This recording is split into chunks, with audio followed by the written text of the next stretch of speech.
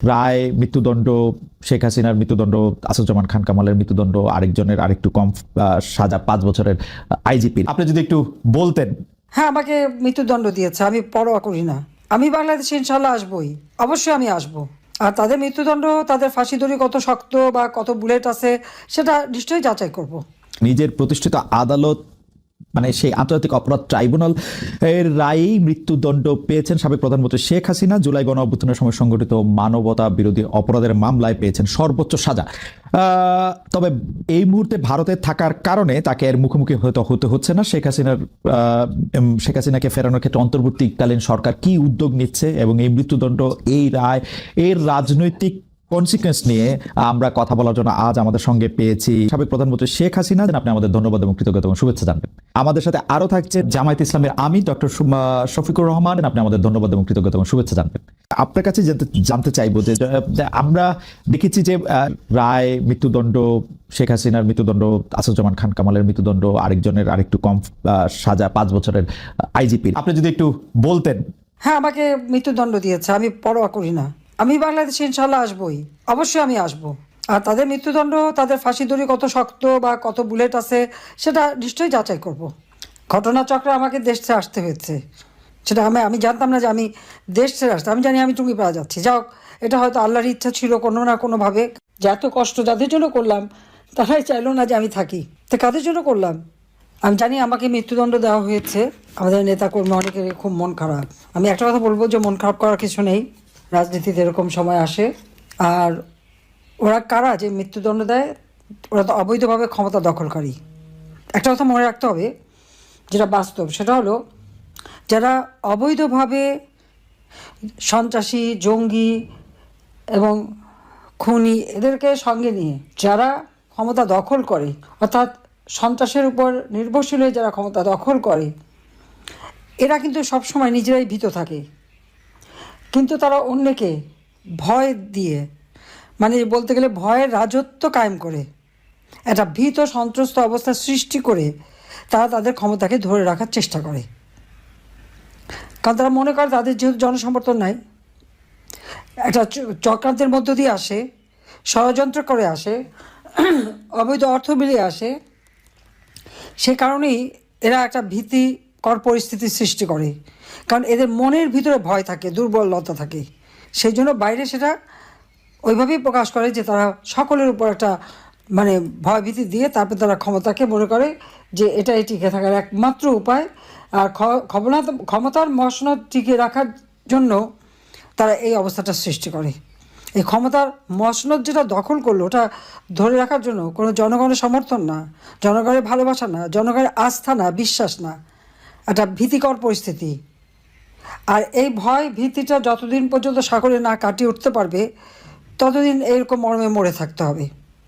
হ্যাঁ, আমাকে মৃত্যুদণ্ড দিয়েছে, আমি পরোয়া করি না। আমি বাংলাদেশে ইনশাল্লাহ আসবই, অবশ্যই আমি আসবো। আর তাদের মৃত্যুদণ্ড, তাদের ফাঁসি দড়ি কত শক্ত বা কত বুলেট আছে সেটা নিশ্চয়ই যাচাই করব। ঘটনাচক্রে আমাকে দেশ ছেড়ে আসতে হয়েছে, সেটা আমি জানতাম না যে আমি দেশ ছেড়ে আসতে। আমি জানি আমি টুঙ্গিপাড়া যাচ্ছি। যাও, এটা হয়তো আল্লাহর ইচ্ছা ছিল কোনো না কোনোভাবে। কারণ আমি একটা জিনিস আমি সবসময় দেখি, বাংলাদেশে আমি যখন ফিরে আসি অনেকেই খুব শঙ্কিত ছিল যে দেশে আমার মা, বাবা, ভাই, ছোট্ট রাসেলকে পর্যন্ত ছাড়ে নাই, তাকেও হত্যা করেছে। সেই দেশে আমি ফিরে আসব, সেখানে যুদ্ধাপরাধীরা, আমার বাবার হত্যাকারীরা ইন্ডেমনিটি দেওয়া হয়েছে, তারা এখন দেশে বিদেশে চাকরি, তারা খুব রমরম অবস্থায় থাকে। ওই অবস্থায় আমি যে আসব, অনেক বাধা ছিল, অনেকের মনে দ্বিধা ছিল। আমি কিন্তু ফিরে এসেছিলাম। আর আসার পর থেকে কিন্তু একটা পর একটা সমস্যা আমার উপরে যাচ্ছে। আমি 81 সালে ফিরে আসলাম, 83 সালে বন্দী হলাম, এমনকি আমাকে ডিজিএফআইয়ের অফিসে নিয়ে গেল ইন্টারোগেশনের জন্য। এরপরে আবার 85 সালে, আর যখন যেখানে গেছি সেখানে তো মানে একবার আক্রান্ত হয়েছি, এ তো কতবার। কিন্তু হ্যাঁ, আমি বেঁচে গেছি, আমি বারবার বেঁচে গেছি। জানি না, এখানে আমি বলবো আল্লাহ রাব্বুল আলামিন আমাকে বাঁচিয়ে রেখেছেন।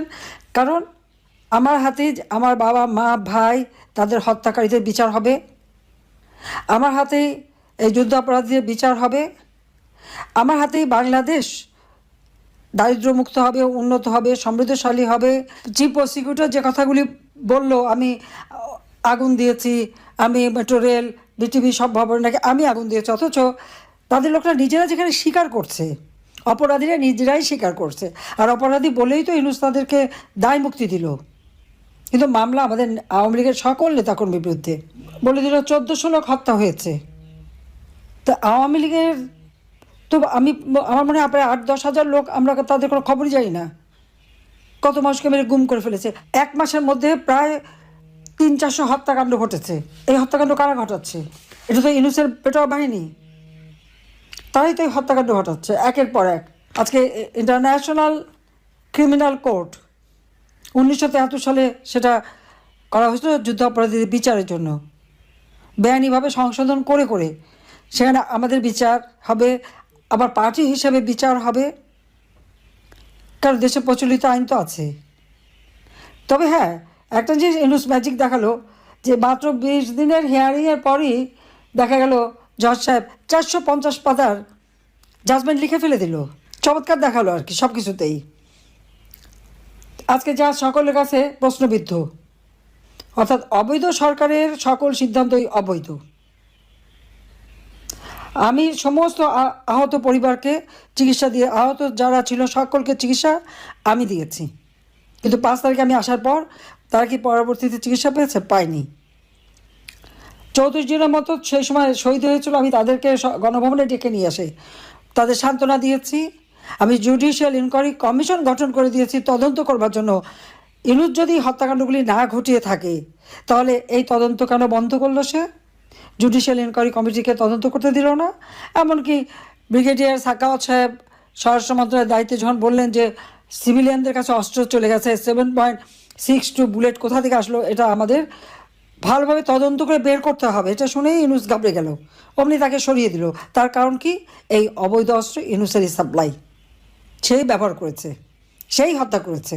এই হত্যার জন্য দায়ী ডক্টর মোহাম্মদ ইউনূস এবং তার ওই এখন যারা এনসিপি হয়েছে, সেই সাথে জামাত, বিএনপি, শিবির, তারা। আমি একটু জানতে চাইবো যে 32 নম্বর ধানমন্ডি 32 নম্বর যেটা বঙ্গবন্ধুর বাড়ি ছিল, সেটি ভাঙচুর এর আগে যখন হয়েছে সরকার সেটি ঠেকানোর কোনো রকম চেষ্টা দেয়নি। অনেক সরকারের শীর্ষ কর্মকর্তাকে জনরোষ বলেছিলেন। গতকাল ঠিক না, আমার জন্য গতকাল মানে আসলে 17 তারিখ, সেইটা রক্ষা করার ব্যাপারে এত সিরিয়াস এবার আমরা সরকারকে কেন দেখলাম?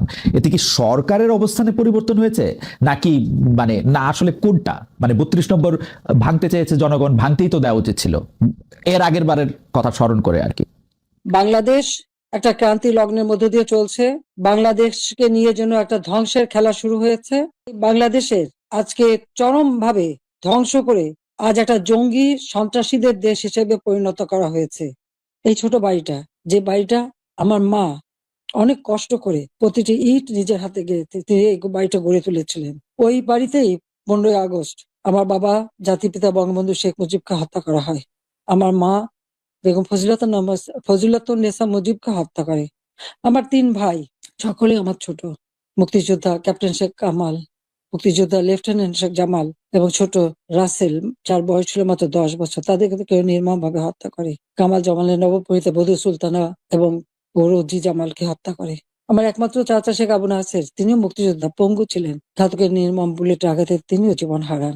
যে স্মৃতিটুকু নিয়ে 2 বোন বেঁচেছিলাম, আজকে সেই স্মৃতিটুকু ভেঙে ফেলা হচ্ছে।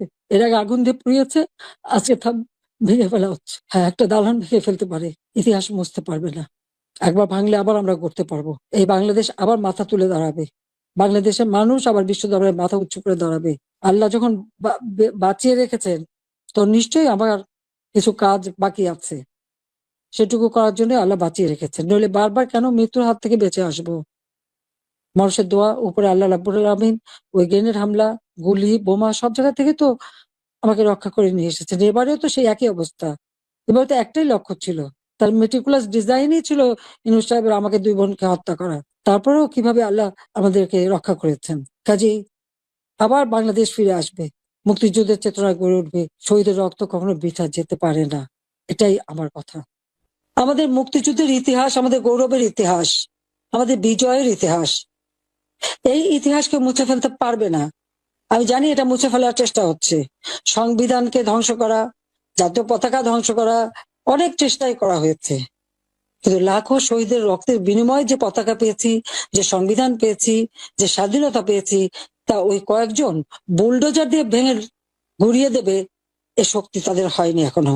এটা তাদের দুর্বলতার প্রকাশ। তারা একটা দালান ভাঙতে পারে, কিন্তু ইতিহাসকে তারা ধ্বংস করতে পারে না। ইতিহাস কিন্তু তার প্রতিশোধ নেয়, এটাও তাদের মনে রাখতে হবে। একবার মুছে ফেলা হয়েছিল 75-এর পর, এরপর আবার এখন শুরু। যারা এটা করছে তারা তাদের হীনমন্যতার পরিচয় দিচ্ছে। যারা এটা করছে তারা তাদের হীনমন্যতার পরিচয় দিচ্ছে, পরিচয় দিচ্ছে। এই ক্ষেত্রে আমি শুধু একটা লাইন করে একটু বোঝার জন্য, যে মানে আওয়ামী লীগ নিষিদ্ধ করা হয় নাই, আওয়ামী লীগের কার্যক্রম নিষিদ্ধ করা হয়েছে, দুইটার মধ্যে তফাৎ কি আসলে? মানে তারা মানে কি করতে পারবে আর কি করতে পারবে না, মানে একজন আওয়ামী লীগ কি করতে পারবে এখন? মানে আমার একটা আন্ডারস্ট্যান্ডিং হচ্ছে আওয়ামী লীগ নিষিদ্ধ, তা আপনি বলতেছেন না দুইটার মধ্যে একটু তফাৎ আছে। তফাৎটা কি আসলে? দেখেন, নিষিদ্ধ তো আমাদেরও করা হয়েছিল, তাই না? এবং একবার না, আমাদের এই সংগঠনের জন্মের পরে দফায় দফায় আমাদেরকে নিষিদ্ধ করা হয়েছে। নিষিদ্ধ যখন কোনো সংগঠনকে করা হয়, তখন এই সংগঠনের ব্যক্তিরাও বিভিন্ন ধরনের সমস্যায় পড়ে যান, এর সাথে রিলেটেড ব্যক্তিরা। এমনকি তাদের স্বাভাবিক জীবনযাত্রাটাও তাদের পক্ষে চালায় নেওয়া সম্ভব হয়। তারা যদি সমাজের কোনো ক্রিমিনাল ব্যক্তি নাও হয়ে থাকেন, তবুও তাদের উপরে সমস্যা আরোপ হয়েছে। কিন্তু যখন কার্যক্রম নিষিদ্ধ থাকবে, তখন ওই পলিটিক্যাল কার্যক্রমগুলা ছাড়া বাকি জীবনের সবই তো তারা করতে পারবে, করছে তো। আচ্ছা, তারা তো এই দেশ ছেড়ে সবাই তো আর চলে যায়নি, সবাইকে জেলেও ঢুকানো হয়নি। এইটা একটু পরিষ্কার হয়েছে। জনাব যুদ্ধাপরাধের মামলায় জামাত নেতা এটিএম আজহারুল ইসলাম খালাস পাওয়ার পর আপনি একটি সংবাদ সম্মেলনে বলেছেন, জামায়াতে ইসলামী বা তার কোনো নেতাকর্মীর মাধ্যমে কেউ ক্ষতিগ্রস্ত হয়ে থাকলে তার কাছে নিঃশর্ত ক্ষমা চাই। এই ক্ষমা প্রার্থনায় কি ৭১ মুক্তিযুদ্ধের সময়টাও আছে কিনা সেটা সেদিন আপনি স্পষ্ট করেননি, আজকে এটা স্পষ্ট করবেন? মানে আপনি অনেকেই প্রশ্ন করছেন যে জামায়াতের মাননীয় আমির ক্ষমা কিসের জন্য চাইলেন? মানে ৪৭-এর পর থেকে শুরু করে আজকে পর্যন্ত, শুধু ৭১ না, ৪৭-এর পর থেকে শুরু করে আজকে পর্যন্ত আমাদের দ্বারা যত মানুষ যত জায়গায় কষ্ট পেয়েছে, কেউ যদি ক্ষতিগ্রস্ত হয়ে থাকে, সেই মানুষগুলো তাদের সকলের কাছে আমি বিনা শর্তে ক্ষমা চেয়েছি। কেন ক্ষমা চেয়েছি? আমরা মানুষ, ইন্ডিভিজুয়াল মানুষ যেমন ভুল করতে পারে, মানুষের সমষ্টি একটা দলেরও বিভিন্ন ভুল সিদ্ধান্ত থাকতে পারে। কোনটা ভুল কোনটা সঠিক ইতিহাস এটা নির্ধারণ করবে। আজকে যেটাকে ভুল বলা হচ্ছে, কালকে এটাই হয়তো সবচেয়ে বড় সঠিক হিসাবে প্রমাণিত হবে। আর ইতিহাসের পালাবদলে রাজনীতিতে সবাই জিতে না, কেউ জিতে কেউ হারে। আমরা আদর্শবাদী একটা দল, আমরা বিশ্বাস করি আমরা মানুষ, ভুলের ঊর্ধ্বে নই। আমাদের দ্বারা, আমাদের সহকর্মীদের দ্বারা মানুষ বিভিন্ন ক্ষেত্রে কষ্ট পেতে পারে, ক্ষতিগ্রস্ত হতে পারে। আমি সব কিছুর জন্য কোনো শর্ত আরোপ না করেই মাপ চেয়েছি। ওকে, মানে ৪৭ এবং মাপ চাওয়ার মধ্যে কোনো পরাজয় নাই, অবশ্যই নাই। ৪৭ থেকে আজ পর্যন্ত যে কোনো কিছুর জন্য মানুষ আপনাদের কাছ থেকে যদি কোনো ধরনের আঘাত পেয়ে থাকে, তার জন্য আপনি দুঃখ প্রকাশ করেছেন বা ক্ষমা চেয়েছেন। এর ভিতরে সব ঢুকে গেছে, কোনো কিছু বাদ নাই। ওকে, এভরিথিং ইনক্লুডেড। আচ্ছা, এবং এটা আনকন্ডিশনাল, মানে অ্যাপোলজি দিয়ে আনকন্ডিশনাল পার্ডন সিক করেছে। এইটা কি ডক্টর শফিকুর রহমান, আমি আসলে যেহেতু আপনার সঙ্গে আমার মানে নানা সময় কথা বলার সৌভাগ্য হয়েছে, মানে পর্দার বাইরে পর্দার ভিতরে, সেটা আমি জানি বলেই আমি আমার প্রশ্নটা করছি যে আপনি যে ৭১টাকে এই ৪৭ থেকে আজ পর্যন্ত একসাথে বললেন, এর কি কোনো বিশেষ কারণ আছে নাকি? মানে না না না না না না, কোনো বিশেষ কারণ নাই। আমার মানবিক মূল্যবোধের জায়গা এবং আমার দায়িত্বের জায়গা থেকে বলেছি, অনুভূতির জায়গা থেকে। দায়িত্ব এবং অনুভূতির জায়গা, বিশেষ কোনো কারণ। আচ্ছা, আমি আবার ২-৩ দিনের ঘটনা একটু আসি। আমরা দুইটা ঘটনা আমরা দেখেছি যে আমাদের অনেককে ব্যথিত করেছে। একটা হচ্ছে লালমনিরহাটে একজন যিনি নরসুন্দর, তিনি এবং তার ছেলেকে খুব আয়োজন করে মারধর করা হচ্ছে এবং তাদেরকে টেনে নিয়ে পুলিশের কাছে নিয়ে যাওয়া হয়েছে। এবং আরেকজন যিনি ২০১৮ সালের ডিসেম্বরের রাতের ভোট বলে খ্যাত নির্বাচনের যে প্রধান নির্বাচন কমিশনার, তাকে আসলে খুবই অপমানজনকভাবে মানে থানায় নিয়ে যাওয়া হয়েছে এবং সেটা আবার ভিডিও করা হয়েছে। মানে আমি সাধারণভাবে যেটা বুঝি, আপনি আমাকে শাস্তি দিতে পারেন, আপনি আমাকে মৃত্যু দিতে পারেন, কিন্তু মানুষ হিসাবে আরেকটা মানুষকে অসম্মান করার অধিকার যে আমাদের নাই, এইটা কি মানে মানে নাকি এইটা আমাদের আছে কারণ তারা একটা খারাপ কাজ করেছিল, এরকম কি? মানে আমি জানি না, মানে অনেকে তার আরেকজন, জি আপনি বলেন, আরেকজন খারাপ কাজ করেছেন বলে আমিও করব, এটা কোনো যুক্তি? আমি আরেকজনের খারাপে কষ্ট পেলাম, ক্ষতিগ্রস্ত হলাম, এখন আমি সেম অথবা ওয়ার্স দেন দিস আরো খারাপ কিছু করলাম তার সাথে, সেটা কি কোনো মানবিক আচরণ বলে গণ্য হবে? নিশ্চয়ই না। তবে দেখেন, আমরা এটাকে কখনো সমর্থন করি না, কিন্তু পরিবেশ, প্রেক্ষাপট, স্থান, কাল, পাত্র, মানুষ কোনো জিনিসকে যখন লাইক করে না তখন প্রকাশ্যে হয় তার প্রতিবাদ করে, না হয় মনে মনে ঘৃণা করে, অথবা সে শক্তি থাকলে প্রতিরোধ করে। এই তিনটা স্টেজ থাকে, এটা হাদিসের ভাষা অনুযায়ী। তো এই অবস্থায় আমরা হয়তো ভিজিবল সেরকম প্রটেস্ট অনেক ক্ষেত্রেই করতে পারি না, কিন্তু আমরা এগুলাকে মনের দিক থেকে সাপোর্ট তো করি না, আমরা বরঞ্চ মনে করি যে এগুলা আরেকটা অপরাধ। ডেফিনেটলি সিইসি যিনি ছিলেন তিনি তো একজন মানুষ, তিনি এই রাষ্ট্রের একজন সিভিল সার্ভেন্টও ছিলেন এবং উঁচু পর্যায়ে তিনি দায়িত্ব পালন করে তিনি রিটায়ার করেছেন। তিনি নিশ্চয়ই কাজ ভালো করেন নাই, অনেকগুলা খারাপ কাজ করেছেন। সেই সময়টা জনপ্রত্যাশার এগেইনস্টে গিয়ে করেছেন, সত্য তথ্যের উপর না থেকে অসত্য তথ্য তিনি তার সংস্থা থেকে বলেছেন, সেগুলো সব খারাপ। তো তার জন্য তো আদালত আছে, কিন্তু আদালতে যাবেন, আমি তাকে আদালতে নিয়ে যাই, আইনের আওতায় নিয়ে যাই, কিন্তু আইন আমার হাতে আমি তুলে নেবো কেন? এটা তো কোনো অবস্থায় আমরা সমর্থন করবো না। এই জন্য আপনার স্মরণ থাকার কথা, 5 তারিখ রাত্রেই আমরা ঘোষণা করেছি যে ব্যক্তিগতভাবে আমরা কারো উপর থেকে কোনো প্রতিশোধ নেব না, এবং আমরা নেইনি। আমাদের 2-1টা ব্যতিক্রম ঘটনা ঘটেছে, আমরা তাদেরকে শাস্তি দিয়েছি, আমরা ছাড় দেই নাই কাউ। আমাদের এই ঘটনাগুলো র্যান্ডম না, ব্যাপক না, 2-1টা বিচ্ছিন্ন ঘটনা, আমরা কাউকে ছাড় দেই। আমরা যেহেতু আপনার সময় কম, আমরা দ্রুত একটা বিষয় থেকে আরেকটা বিষয় যেতে হচ্ছে। সম্প্রতি আপনি একটি ভাষণে বলেছেন, আমি এখানে ছোট্ট একটু অ্যাড করতে চাই। এই যে মব, যেটাকে এখন মব বলা হচ্ছে, এর চাইতে কিন্তু আরো নিকৃষ্ট মব কিন্তু গত 15.5 বছর মানুষ প্রত্যক্ষ করেছে। ইভেন আপনাদের সাংবাদিকদের সাথে হয়েছে, আরো অনেকের সাথে, পলিটিশিয়ানদের সাথে তো এগুলো কোনো ডাল ভাত, কোনো ব্যাপারই ছিল না, সিভিল সোসাইটির মানুষের সাথে, শিক্ষকদের সাথে। কিন্তু ওইগুলা দিয়ে আমরা এটাকে জাস্টিফাই করতে চাই হয়েছে বলেই আমরা সবাই মিলেই কিন্তু এগুলি প্রতিরোধ করেছি, প্রতিবাদ করেছি। আসলে যে যার জায়গা থেকে প্রচন্ড ভাবে প্রতিবাদ করেছে।